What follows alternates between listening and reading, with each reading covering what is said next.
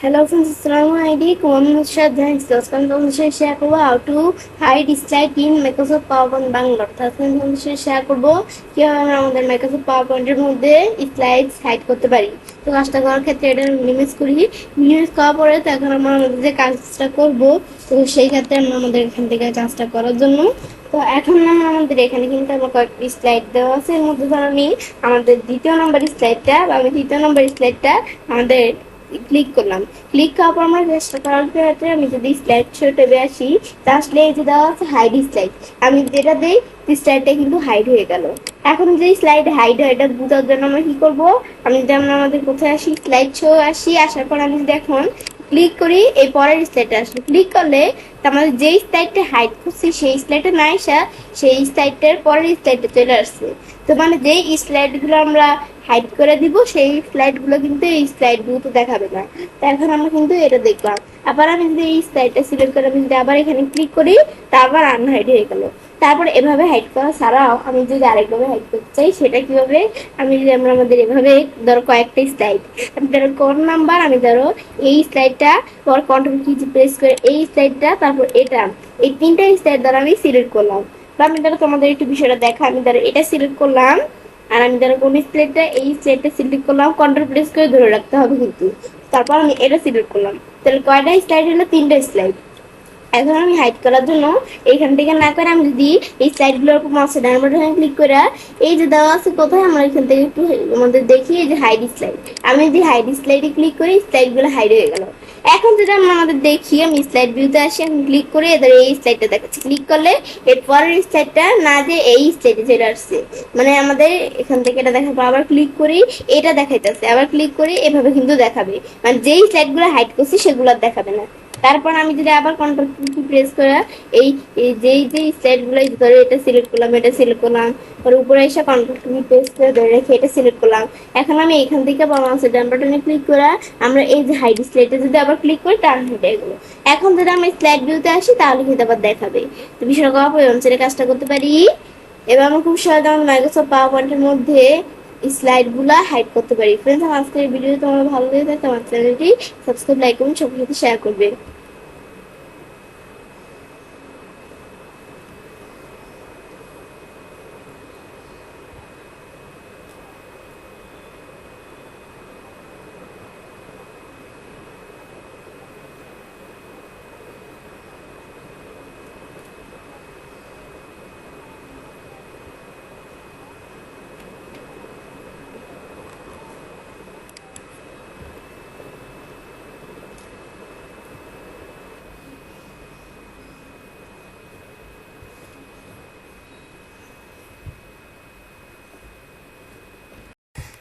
Hello friends, Assalamualaikum. I'm তোমাদের share করবো how to use Riya's timing in Microsoft PowerPoint Bangla. অর্থাৎ আমি তোমাদের শেয়ার করবো কিভাবে আমরা আমাদের PowerPoint এর মধ্যে Riya's timings ব্যবহার করতে পারি। তো কাজটা করার ক্ষেত্রে আমি মিনিমাইজ করি।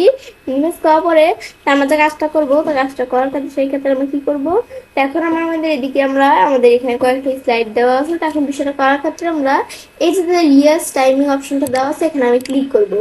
ক্লিক করলে রিয়াস টাইমিং এর বিষয়টা হচ্ছে আমরা আমাদের স্লাইডটা আমরা কতক্ষণ ভিউ করছি সেই টাইমিংটা এখানে দেখাবে। তো আমাদের কিন্তু টাইমিং শুরু হয়ে গেছে, এদের এখানে 8, 9 এভাবে কিন্তু 10 আসছে। তারপর আমি যদি এখানে ক্লিক করে আমি নেক্সট স্লাইডে যেতে পারি। এখন এই যে নেক্সট এই স্লাইডটা আমাদের কতক্ষণ চলতেছে এটা কিন্তু তারা এই যে রিয়াস টাইমিং এ দেখাচ্ছে। তো পরে আমরা আমাদের আবার এটা কি, এটা হচ্ছে রিপিট করতে পারি। তারপর এটা আমরা এখানে ক্লিক করে পাস রেকর্ডিংটা পাস করতে পারি। আবার এটা দিলে আমার পরের স্লাইডটাই যে ব্ল্যাক পিঙ্কের কিছু ছবি, তো এখন এভাবে কিন্তু আমরা আমাদের কি করতে পারি, এই বিষয়গুলো করতে পারি। তারপর আমরা আমাদের এখান থেকে আমরা আমাদের যে এই বিষয়টা আমাদের চলতেছে রিয়াস টাইমিং, এখানে কিন্তু সে রেকর্ডিং হচ্ছে। তো এখন এটা যদি আমরা ক্লোজ করতে চাই, ক্লোজে ক্লিক করলে বিষয়টা ক্লোজ হয়ে গেল। এখন আমাদের বলছে the total time your slide show, আমাকে এই যে টোটাল টাইমটা এখানে হয়েছে এটা কি আমরা আমাদের স্লাইডে শো করবো কিনা, তো এটা বলছে সে সেভ করে রাখবো কিনা। তো আমি ইয়েস দিলে সেভ হবে আর নো দিলে সেভ হবে। আমি ধরো নো দিলাম, ব্যাস এখানে কিন্তু নাই। এটাই হচ্ছে আমাদের এই যে রিয়াস টাইমিং এর বিষয়টা। তো এখন আমরা কিন্তু এভাবে এই রিয়াস টাইমিং এর বিষয়টা করতে পারি। তো এটা আমরা আমাদের দেখলাম। এখন দেখার পর তো এভাবে আমরা চাইলে কাজটা করতে পারি। এভাবে আমরা খুব সহজে আমাদের মাইক্রোসফট পাওয়ার পয়েন্টের মধ্যে রিয়াস টাইমিংস ব্যবহার করতে পারি। ফ্রেন্ডস, আমার আজকের এই ভিডিও যদি তোমাদের ভালো লেগে থাকে তাহলে চ্যানেলটি সাবস্ক্রাইব, লাইক, কমেন্ট এবং সবার সাথে শেয়ার করবে।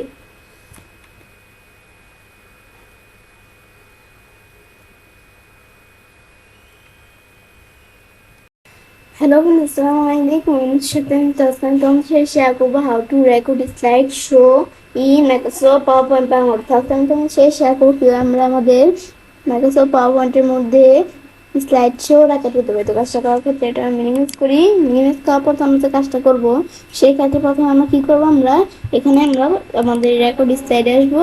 ব্যাস, এখানে রেকর্ড স্লাইড শো আসার পরে তারপর আমরা যে কাজটা করবো, এখন আমরা এই বিষয়টা করার ক্ষেত্রে প্রথমে আমাদের এখন বলছে আমরা কি আমাদের সবার প্রথম স্লাইড থেকে করবো নাকি কারেন্ট স্লাইড থেকে। তারা সবার প্রথমটা দিয়ে প্রথমে দেখি, পরে স্টার্ট রেকর্ডিং। এখন আমি চাইলে এখানে রেকর্ডিং হচ্ছে, এদের এখন আমরা চাইলে এখানে কিছু কাজ করতে পারি।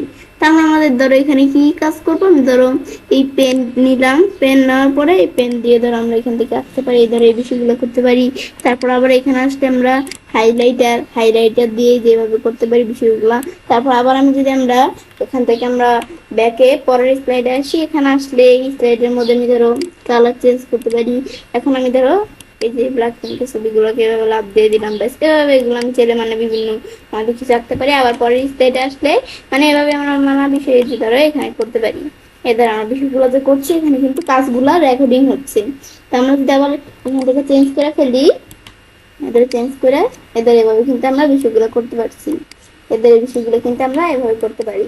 তো এখন আমরা আমাদের এই স্লাইডগুলোর মধ্যে যে কাজগুলো করলাম, এখন এগুলো দেখার জন্য আমি যদি এখন কি করি, স্কিপ প্রেস করি, এটা কি আমরা রাখবো নাকি ডিসকার্ড করে দেবো। আমি কিপ দিলাম, এটা থেকে যাবে। ব্যাস, এখন আমাদের বিষয়গুলো করলাম, এখানে কিন্তু রেকর্ড হয়ে গেছে আর এই যে ধরো বিষয়গুলো চলে আসছে। তো এগুলো আমি চাইলে সিলেক্ট করে ডিলিট করে দিতে পারি। ধরো সিলেক্ট করলাম, সিলেক্ট করলে ডিলিট হয়ে গেল। এই যেগুলো একদম সিলেক্ট করে ডিলিট করে দিতে চাই, তো এই বিষয়গুলো আমি চাইলে করতে পারি নিজেদের মতো। তারপর এখানে আসলে যে কাজগুলো করবো এখানে সেই বিষয়গুলো আর কি আমাদের দেখাবে। তারপর আমি এটা ডিলিট করে দিলাম। এই যে এখানে আসলে এটা সিলেক্ট করলাম, কপি ডিলিট দিলে ডিলিট হয়ে গেল। তারপর সেম এটাও সিলেক্ট করে ডিলিট দিলে ডিলিট হয়ে যাবে। এই বিষয়গুলো তোমরা তোমাদের যে ফরম্যাটিং গুলো করবে সেগুলো এখান থেকে তোমরা এই বিষয়গুলো করতে পারো। তারপরে আমরা আমাদের যে এই বিষয়টা আমাদের রেকর্ড করলাম সেই বিষয়টা আমি যদি এখন একটু শুনতে চাই, তো এখানে এসে যদি এই যে এখানে ক্লিক করি, পরের স্লাইডে আসি, এখানে আসলে এই স্লাইডের মধ্যে নিজেরও কালার চেঞ্জ করতে পারি। তো এখানে আমরা যে বিষয়টা আমাদের রেকর্ড করলাম এটা কিন্তু চলে আসছে। এখন এটা সিলেক্ট করে আমি ডিলিট প্রেস করে বিষয়টা ডিলিট হয়ে গেল। তো তারপর আমরা যদি এখানে রেকর্ড স্লাইডে আসি, তো এখন বলছে আমরা কি এখন আমাদের এখানে আমরা কিন্তু প্রথম অপশনটা দিয়ে দেখছি। এখন আমি দ্বিতীয় অপশনটা দিয়ে দেখতে চাই, তো প্রথম অপশনটা আমাদের হচ্ছে আমরা যেই স্লাইডে থাকি না কেন সবার প্রথম স্লাইড থেকে শুরু হবে। আর এটা দিলে আমরা কারেন্ট স্লাইড যেই স্লাইডে আছে সেখান থেকে শুরু হবে। আমরা স্টার্ট রেকর্ডিং দিলাম, দেওয়ার পর আমরা এরকম অপশন চলে আসলে এখন আমাদের এখানে কি কাজ করবো, ধরো আমি হাইলাইটার দিয়ে এভাবে আমরা দিলাম। ব্যাস, দেওয়ার পরে এখানে এভাবে বিষয়গুলো আমরা করতে পারি। এদের আমরা যে এটা ড্রয়িং করতেছি এখানে কিন্তু হচ্ছে। আবার পরের স্লাইডে আসলে এই স্লাইডের মধ্যেও এদের আমরা এখান থেকে আমরা যে বিষয়গুলো করছি এদেরও হচ্ছে। ব্যাস, এভাবে বিষয়গুলো করার পর আবার আমরা রাইটার দিয়ে পরের স্লাইডে আসি। ব্যাস, এভাবে কিন্তু আমরা এই বিষয়গুলো করতে পারি। ব্যাস, পর আবার পরের স্লাইডে আসতে এদের বিষয়গুলো আমি যে করছি এখানে হচ্ছে সেম ভাবে একই মতো। তো এখন আমি যদি আমরা এটা আমাদের ধরো ক্লোজ করে দিলাম, আমরা ক্লিক দিলাম, ধরো এই যে আমি যে বিষয়গুলো করছি এখানে থাইকের কাছে, তো এই বিষয়গুলো আমি চাইলে নিজেদের মতো ডিলিট করে দিতে পারি। এখন আমি যদি এই যে ডিলিট দেই, ডিলিট হয়ে যাবে। এগুলো আমি চাইলে নিজেদের মতো ডিলিট করতে পারি। তারপর এটা সিলেক্ট করে ডিলিট দিলাম। এভাবে আমরা ডিলিট দিলে ডিলিট হয়ে যাবে। মানে এভাবে আমরা যে বিষয়গুলো করবো সেগুলো আর কি আমরা উঠিয়ে দিতে পারি। তো আমার এগুলো দেখার যেহেতু প্রয়োজন নাই কোনো, আমি এগুলো উঠিয়ে দিলাম। তারপর আমি যে মিউজিকটাই যে আমি ধরো এখানে আমি যে অডিওটা এখানে আছে এটা আমি শুনতে চাইলে রেকর্ডিংটা কিন্তু এভাবে আমরা শুনতে পারি। আমি ডিলিট করলে ডিলিট হয়ে গেল। তারপর আমরা এই যে রেকর্ড স্লাইড আমরা পরে যদি এই যে ক্লিয়ারে আসি, আমরা টাইমিং অন কারেন্ট স্লাইড আমরা ক্লিয়ার করতে চাইলে এগুলো করতে পারি। আমি যদি এটা দেই তাহলে কিন্তু আমরা বিষয়গুলো যেভাবে ক্লিয়ার করে ফেলতে পারি। ব্যাস, এখানে কিন্তু আমরা আমাদের এভাবে কিন্তু এই বিষয়টা দেখলাম কি কাজ করে, দেখাবো আমি ছেলে কাজটা করতে পারি। এভাবে আমরা খুব সহজে আমাদের মাইক্রোসফট পাওয়ার পয়েন্টের মধ্যে আমাদের স্লাইড শো আর কি আমাদের রেকর্ড স্লাইড শো ব্যবহার করতে পারি। ফ্রেন্ডস, আমার আজকের এই ভিডিও তোমার ভালো লেগে থাকে আমার চ্যানেলটি সাবস্ক্রাইব একদম সবার সাথে শেয়ার করবে।